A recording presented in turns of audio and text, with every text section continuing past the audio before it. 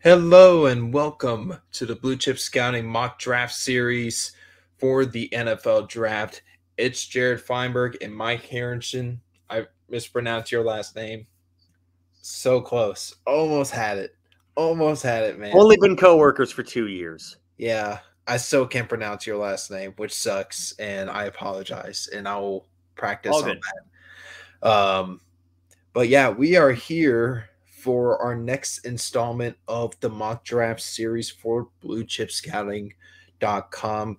Tonight or today, we are doing the San Francisco 49ers. Now, you might be wondering, well, the Niners don't have a first round pick. We understand that, but we don't care. We're doing the mock draft anyway. This is our channel, damn it. I mean, hey man, we gotta do what we gotta do. We gotta make fans happy. We'll see how the fans like it. If they don't like it, oh well. If they do like it, great. So, Mike, let's talk about the 49ers. Mm-hmm. They're coming off another playoff appearance. Jimmy Garoppolo at the helm, leading the way, and their run game with Deebo Samuel, their defense also leading the way to them heading to an I don't NFC mean to interrupt, but I want to make sure that this is timely, Jared. I want everyone to know that Jared Feinberg of Blue Chip Scouting fame knows more than former head coach of the Jacksonville Jaguars, Urban Meyer, because he was able to name Deebo Samuel. Does that make me a future NFL head coach?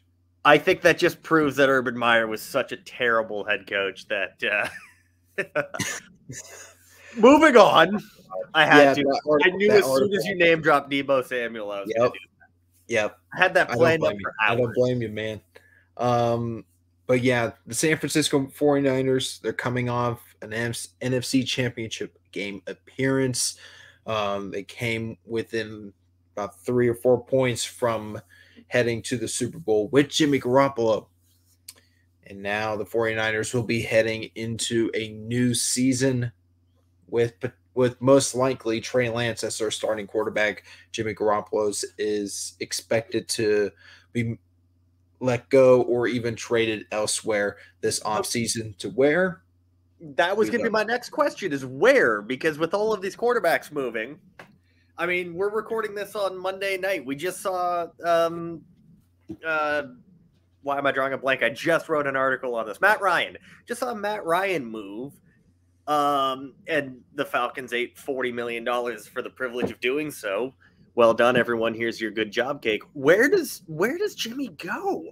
I genuinely don't know. Like, he's going to want to be a starting quarterback, but there's not going to be a spot for him to be a starting quarterback. Detroit? I know where. Nowhere? Just, I know he's where. Just going to be a very highly paid backup, just a very handsome backup. True. But I know where he may go. And it's a NFL team hang on. Where's something blue? Where is something blue? Wait. Panther. Yes. I have a mask. There you go. Panthers. That works. Jimmy Garoppolo, former Panthers quarterback. That's right. Bringing the inside jokes. Future outside. Panthers quarterback. Excuse me. Yeah, times as a Panther fan is especially when you're in the quarterback. Imagine trading for Sam Darnold and Jimmy Garoppolo in back-to-back off seasons. You'd have to have a nice, healthy dose of copium after that, Jared. Anyways, we're not here to talk about the Panthers. Well, not here to talk about the Panthers. The Panthers we'll be talking about the Panthers well ahead, like way down the road, closer to the NFL draft. So we're far from talking about the Panthers, and I gotta control myself. I know I gotta control myself. I'm watching you.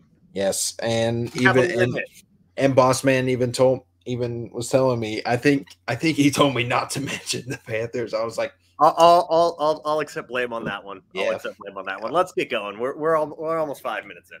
Yeah, so let's go ahead and get this mock draft going. Let's see. Whoa, Daxton Hill at 5. What? Okay. Everything else here seems logical. So yes, like, okay, we may actually get a really solid player. Really didn't. We may actually get a really solid player for the Niners here. Now, the Niners' first pick is at like, is it 60 that they have their first pick? Oh, I know. Trade. 61 is where they're supposed to have. Yeah, 61. That's a lot to give up. Yeah. And there are some holes on this team. I'm going to say no. No. I mean, yeah, no. I mean, I know the Colts want to get more picks back because they keep trading picks. Let's see, 49, 100 for 61. Oh, that's... No. I'm not giving up a 2, a 3, and a 4. I know it moves me up in 2 rounds, but I still don't want to give up an extra 4. I'm not interested in trading up.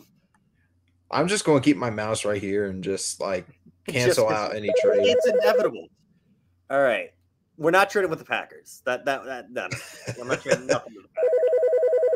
Or the Cowboys. That would not go over well. On principle, I'm refusing to.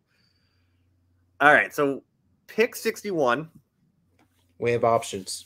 All right. So, your offensive line, corner's a big need, obviously. Wide receiver, I think we can wait on. Especially in this class. You know what? They did just lose Laken Tomlinson, and he's not exactly a very, like, one-for-one type of player. Laken Tomlinson is a very power-oriented guard. But obviously they're breaking in a somewhat new system after Mike McDaniel left.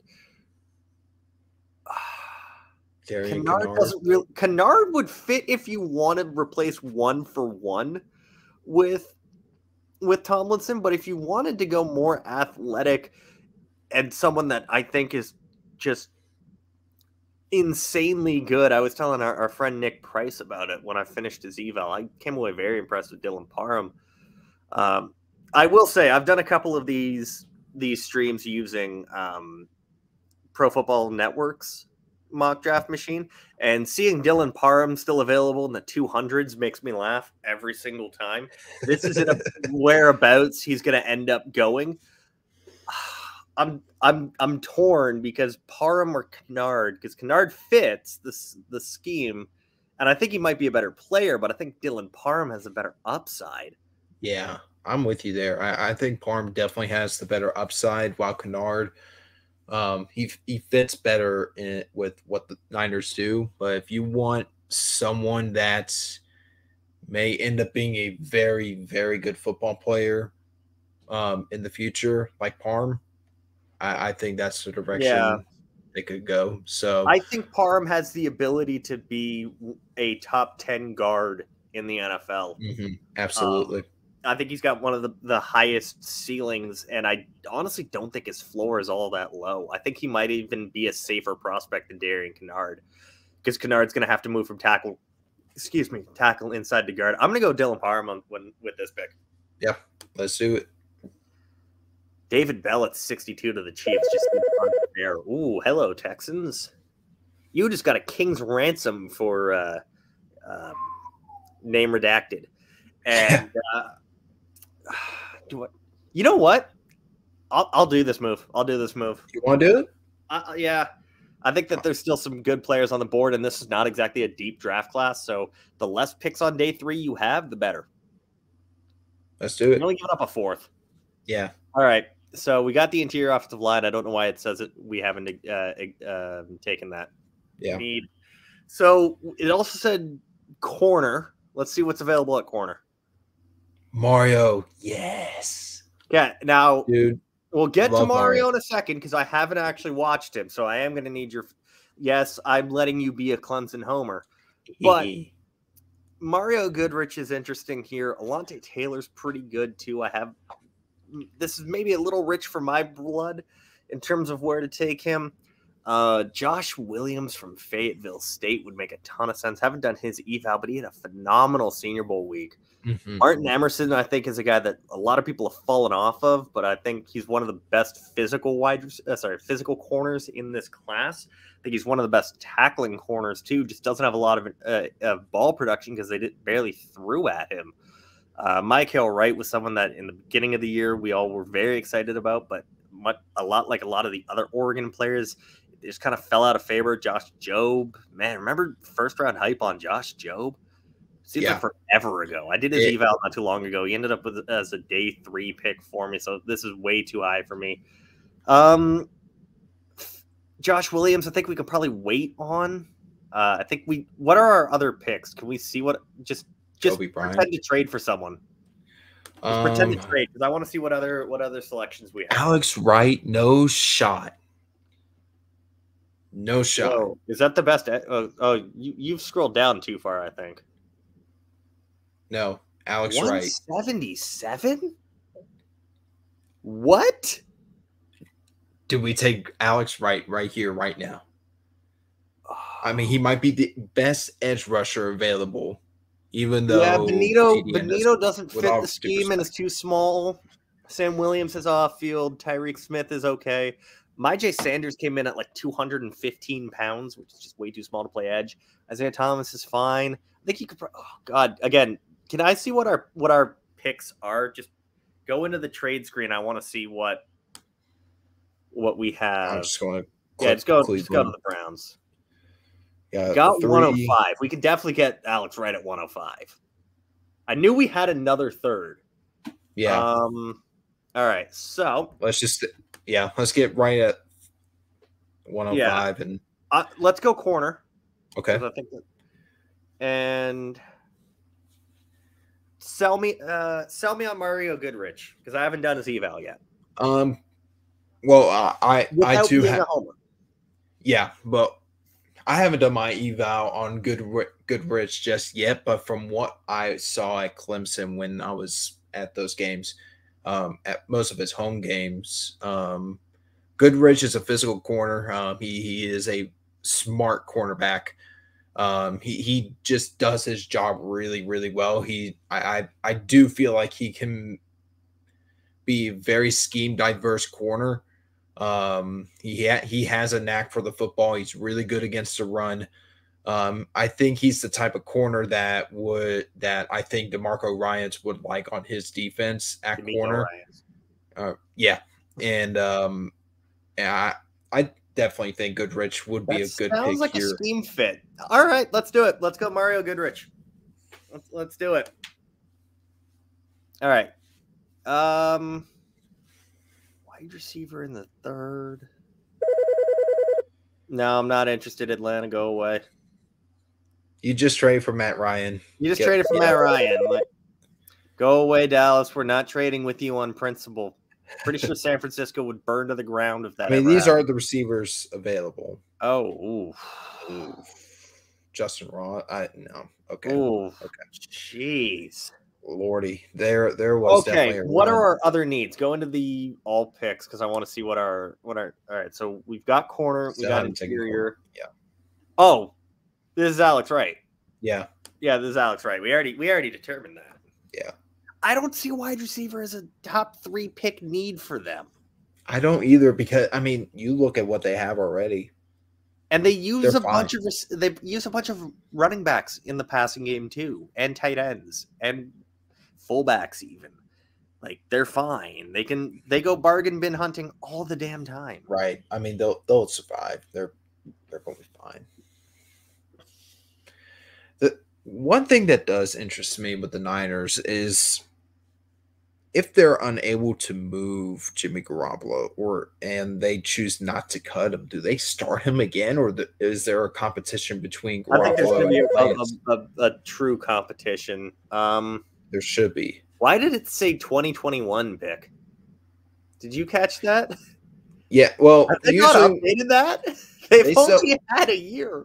They still haven't updated yet. I asked one of them, and they said that they're still working on a whole updated site from what I can remember. But okay, so wide receiver, safety might be interesting. Let's see what's available at safety.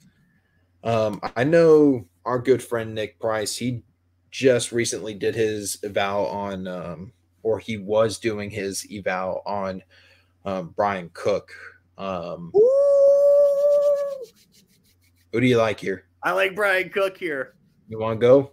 Oh, man. Anytime you can get any of these Bearcat defensive backs, I'm going to be excited. Getting a guy that there's hype that, like, he could go in round 3. We're in round 5 now. And I want to remind fans that let's just like hang on. Yeah. Before, so that's safety. Wide receiver, I'm not really touching it. Quarterback, I don't really care. I don't really think it's a need either. running back. Running back, let's see running backs. It's Kyle Shanahan offense at the end of the day. So Quandre White, Tyler Goodson. I know Dante Colonelli, our good friend. He likes Tyler Goodson, I believe. I like Goodson as well. This isn't a actually. This is Devin's brand guy, baby. Devin's brand hang on. Guy. Looking at the guys that are left in order, Zaquandre White, I had a 7th on. Tyler Goodson's a 4th. Pierre Strong's a 3rd. Algier's a 3rd. Britton Brown haven't done yet. Jashawn Corbin haven't done yet. Abram Smith is a 4th. Ooh, Abram Smith later in the draft. Ooh, intriguing. This is Brian Cook.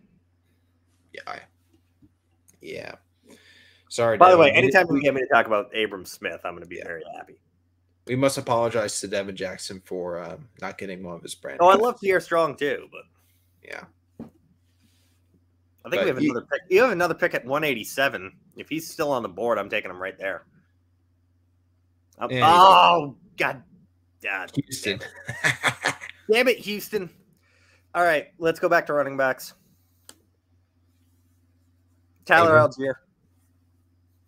Tyler? He should not still be here. You want to go Tyler?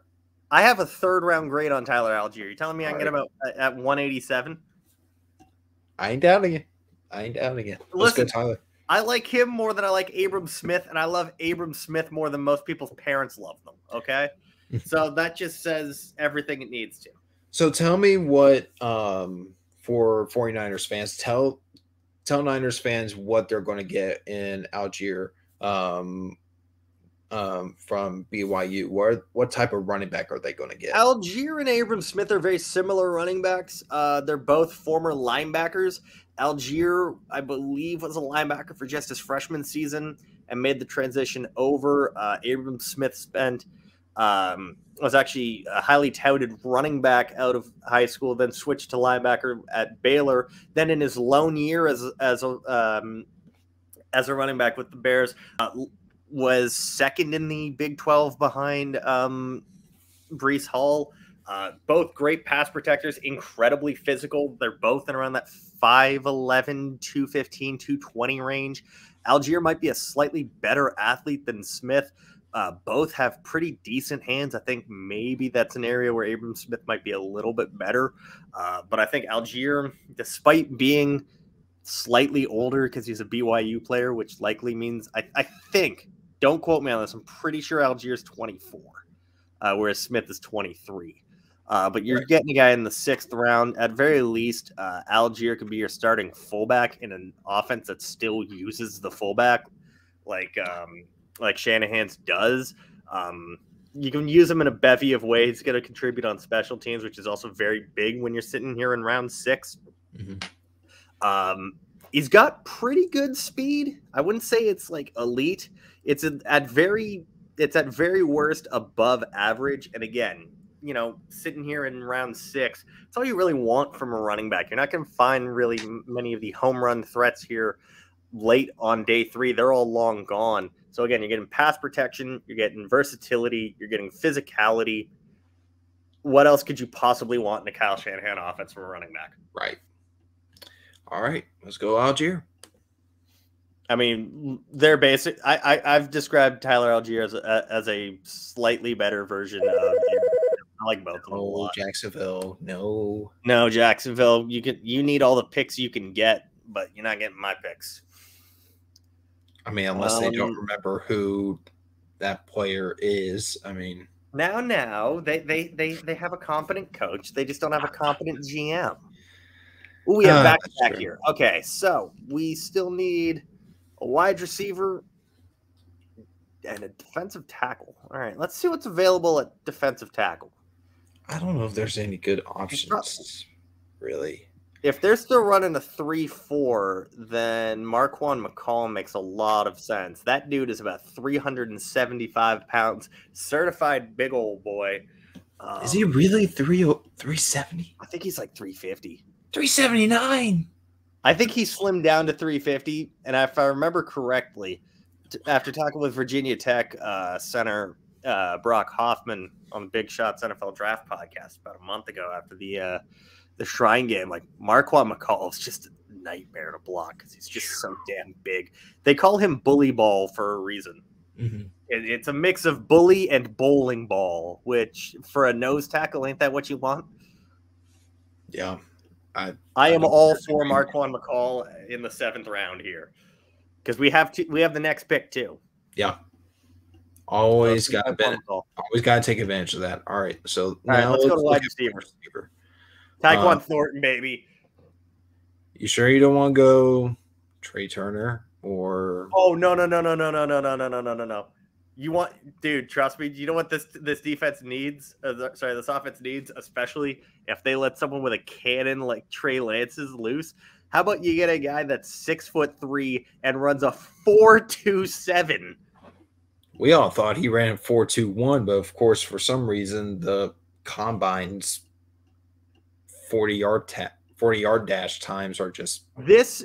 Okay, I like I like Tyquan Thornton in like the 5th round. Getting him here, perfect steal for me. He is very comparable grades wise for me to Jalen Tolbert. Wow, nice. Yeah, this is a no-brainer to me. I like Eric Izukama. I'd also appreciate it if they could fix the spelling of his first name. And with Thornton, like I was able to catch up a little bit with some Baylor tape, and when watching Thornton like that, he's stupid fast. Yeah, and he will be. Like, of course, he'll probably be taken to day 3. I mean, he's not a truly elite receiver, but he combine 3rd or 4th. Yeah. Now that could be media smokescreen. And again, the 2 I like here are Thornton and Izukama. I don't know who I have to talk to at TDN to get the spelling of Izukama's first name fixed, but I could probably talk to someone if you need. Yeah, if you need that would be great. But no, I like Izukama better, but for the offense, Thornton is it's not fair. It's not fair. And Thornton, because of his speed, and he did show some nice hands at Baylor. His hands weren't bad at all. We covered the Shrine game for Blue Chip Scouting. I thought that Tay Martin was the best wide receiver for that week. I thought the best wide receiver in that group was Tyquan Thornton. Yeah. And Thornton, with his speed, he may have a chance in Shanahan's offense, especially if Trey Lance is able to hit. Like, he has a chance of being one of the more explosive playmakers. It adds more dynamics. Yes. More dynamics to that offense. It makes that much more of a nightmare to cover. Along with Lance's legs. Oh, my Lord. I mean, Lance is pretty fast. I'm so excited. I'm so excited for it. This hypothetical offense has me excited. Yeah.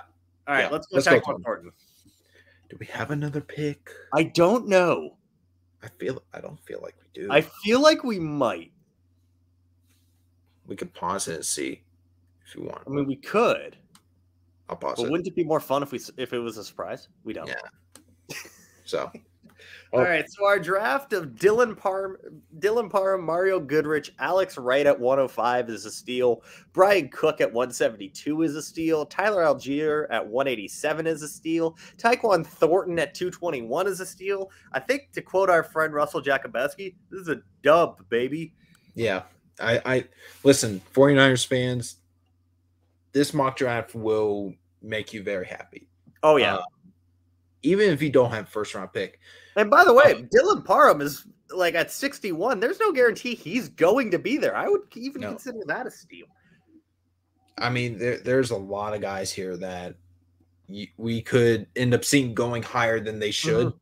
Perfect. Yeah, and let's see what the Texans got with. Oh man, they got Austin's brand guy and my brand guy. Oh yeah, Bernard's your brand guy. Bernard. If they went to Baylor, they're on my brand list. Like it's pretty simple. That Matt Rule, baby. Matt Rule drafting all Baylor players. I'm so gonna do that for a Panthers mock draft. Now that you mention, I'm just gonna draft former Temple and Baylor players. You should probably like go ahead and go and do like a Panthers mock draft, a 7-round mock draft, and just go full Baylor down the board. Already gonna start typing it tonight. Yes, but no, I think that would be an absolute kick. In all seriousness, in terms of this mock draft, this is a really solid class. Mm-hmm. I think that you come away with at very least one. You at very least get Parham to be a starter. Mario Goodrich is probably a day one starter. If not, he's a year 2 starter. Alex Wright's a great, at very least, rotational rusher. And then you get guys like Thornton, Algier. Man. Perfecto. That's kiss of a draft. Yeah.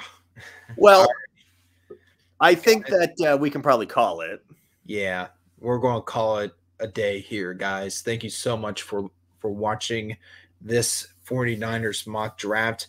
I will be back for the Green Bay Packers live stream with my good friend Devin Jackson Tuesday night at around probably 9:15, somewhere around there, if Devin is able to make it or is on time. There's the kick. Yeah. Mike and I both know that Devin can be. It could be nap time for Mr. Jackson. Anyway, we love you, Devin. We truly do. We love you.